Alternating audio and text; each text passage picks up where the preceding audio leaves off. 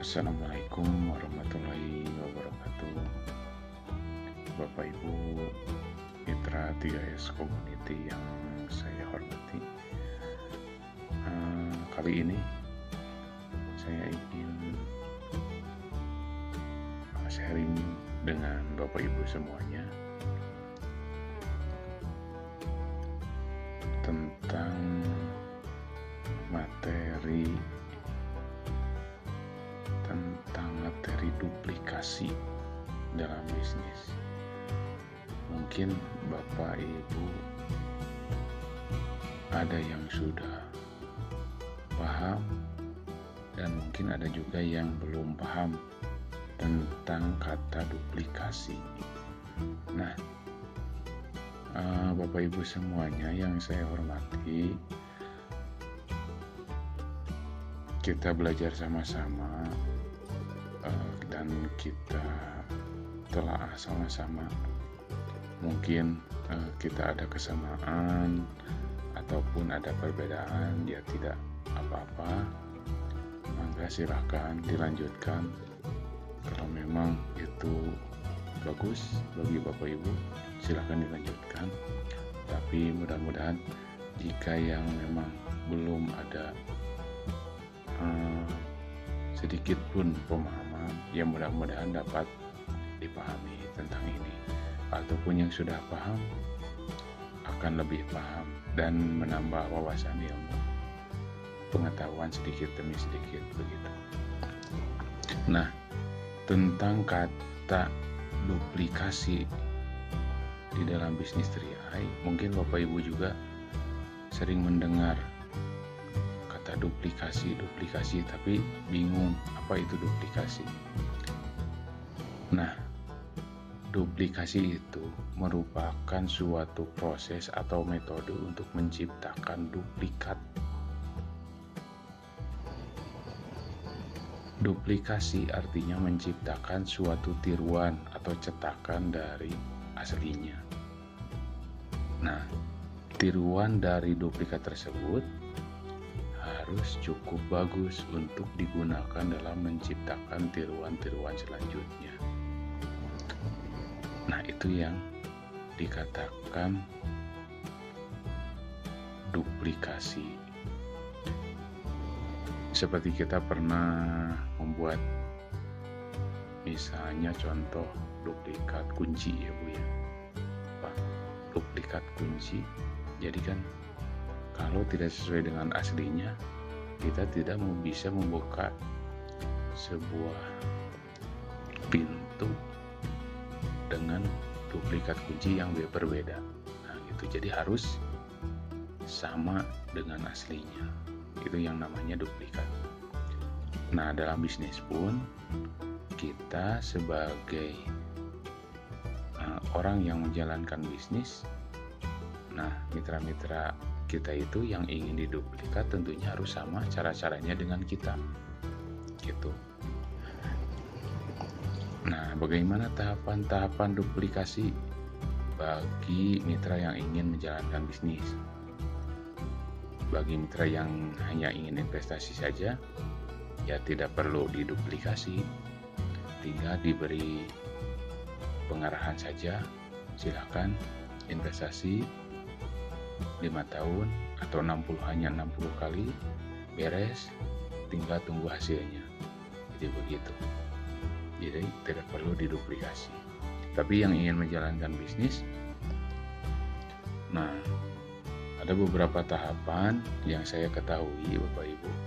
Mungkin Bapak Ibu juga banyak yang mengetahui tahapan-tahapan yang lebih bagus, silakan. Nah, bagi saya sendiri ini tahapannya yang pertama, silakan disuruh mitra kita itu membuat daftar nama. Silakan atur waktu, kemudian harinya untuk bertemu dengan calon mitra tersebut buat janjian. Nah, setelah itu kita bantu presentasi. Nah, setelah kita bantu presentasi atau di dalam presentasi itu, yang kedua harus harus mengikuti kata-kata kita gitu. Karena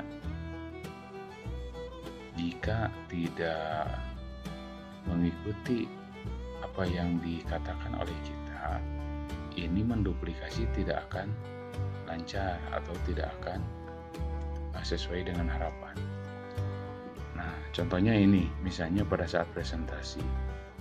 Pada saat presentasi, posisi duduk calon mitra beliau yang ingin kita duplikasi itu, ya, harus sama dengan dia yang akan diduplikasi. Nah, contohnya misalnya gini lah. Misalnya ini kita sedang presentasi, Bapak Ibu.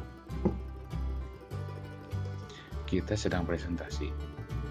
Nah, orang yang mengajak kita itu, yang ingin diduplikasi itu, ini tidak boleh berdampingan dengan kita, sebelah sini misalnya atau sebelah sini. Ini jangan.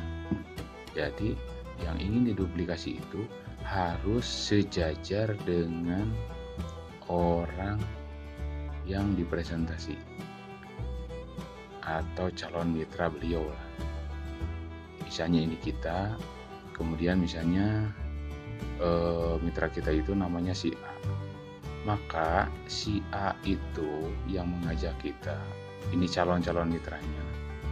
Si A itu harus berada di samping kanan atau samping kiri, samping kanan atau samping kiri calon mitra. Jadi supaya memperhatikan sama dengan calon mitranya. Gitu. Jadi apapun yang kita tulis, apapun yang kita katakan, ia bisa memperhatikan. Kalau ia berada di samping kita, ia tidak akan bisa memperhatikan, apalagi di belakang kita. Dia tidak akan bisa memperhatikan apa yang kita tulis. Jadi mungkin hanya didengar saja. Kalau hanya didengar saja, otomatis kan itu kurang full. Itu kalau misalnya didengar, dilihat, kalau diraba dan diterawang tidak, ya itu duit. Nah, kalau ini dilihat, didengar, diperhatikan dan dipahami. Mudah-mudahan kalau posisi seperti ini bisa cepat terduplikasi. Itu posisi duduknya. Kemudian yang kedua, harus memperhatikan dari awal sampai akhir. Maksudnya memperhatikan dari awal sampai akhir itu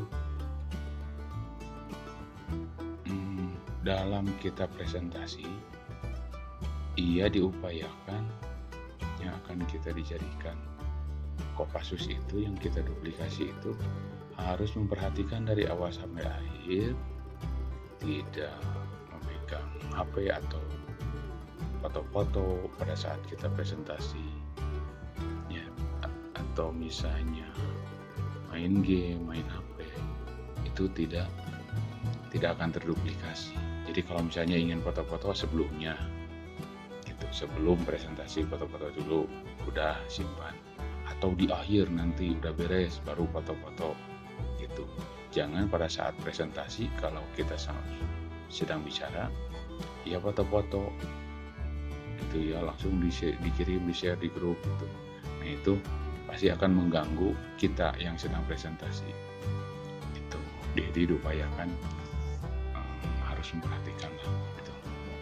Terus jangan kesana kemari atau leha-leha, harus memperhatikan. Nah, kemudian yang ketiga, bantu sesuai target kita dalam presentasi. Jadi sesuai target kita, bukan target dia. Gitu. Kalau misalnya sesuai target kita, misalnya contoh, kita menargetkan dalam menduplikasi beliau, dia misalnya ingin menjalankan bisnis. Beliau misalnya bagus lah dalam awal-awalnya itu ingin serius menjalankan bisnis. Nah, kita target, misalnya kita bantu maksimal misalnya sampai 10 kali lah gitu misalnya. 10 kali dibantu misalnya. Nah, kalau dalam 10 kali dibantu itu ia tidak bisa-bisa, berarti ia bukan ingin dibantu gitu, dan bukan ingin kita membantunya, tapi kita dijadikan pembantunya gitu ya. Jadi kita sebagai upline itu kita hanya membantu, bukan pembantu. Kalau membantu, ia pasti akan menyerap ilmu-ilmu pengetahuan kita agar ia mampu seperti kita. Jadi ia ingin minimal presentasi seperti kita. Itu sifatnya kita sebagai upline membantu. Pasti ia akan serius.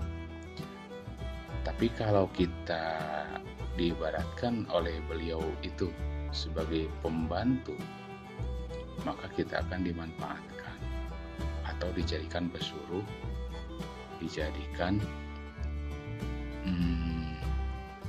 apa-apa, dijadikan ketika ia butuh langsung panggil kita, kalau ada apa-apa manggil kita.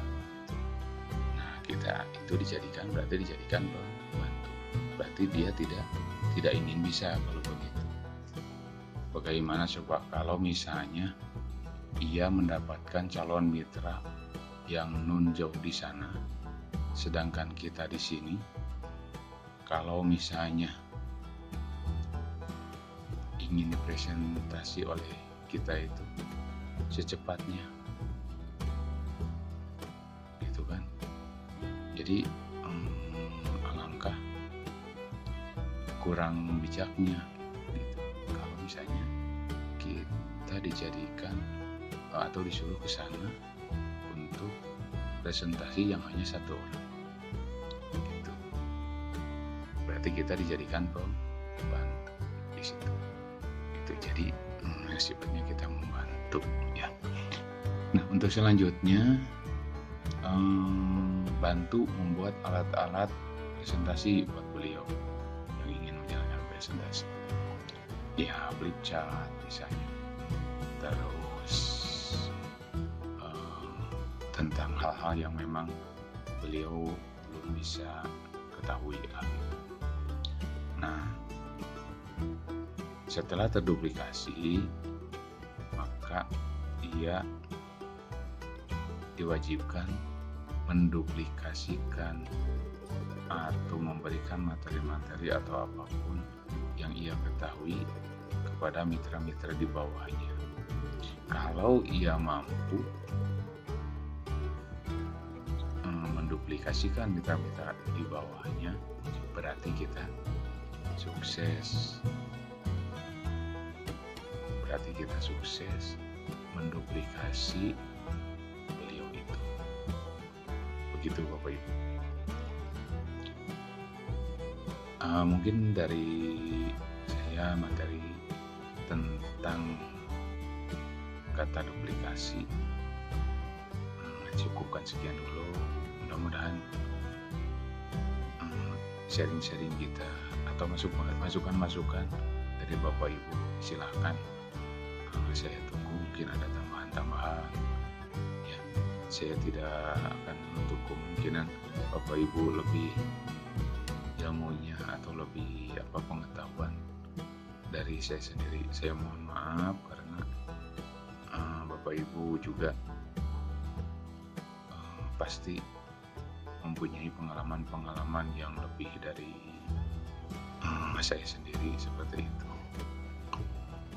Saya bukan mengajari, saya bukan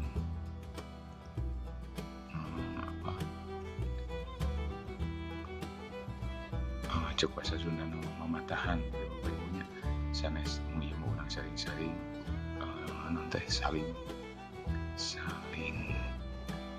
mencari pengalaman masing-masing gitu.